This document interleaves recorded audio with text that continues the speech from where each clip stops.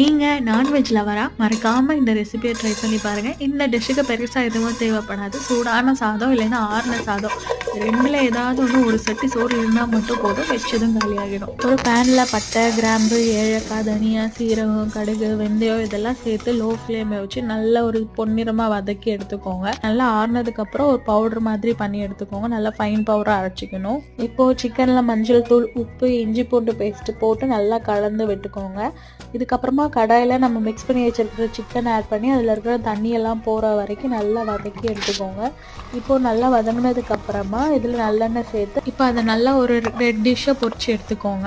பொரிச்சு எடுத்ததுக்கப்புறமா மிளகாத்தூள், உப்பு சேர்த்து நல்லா மிக்ஸ் பண்ணதுக்கப்புறமா இப்போ நம்ம அரைச்சி வச்சுருந்த மசாலா தூளையும் போட்டு ஒரு 3 நிமிஷம் நல்லா வேக விட்டுக்கணும்.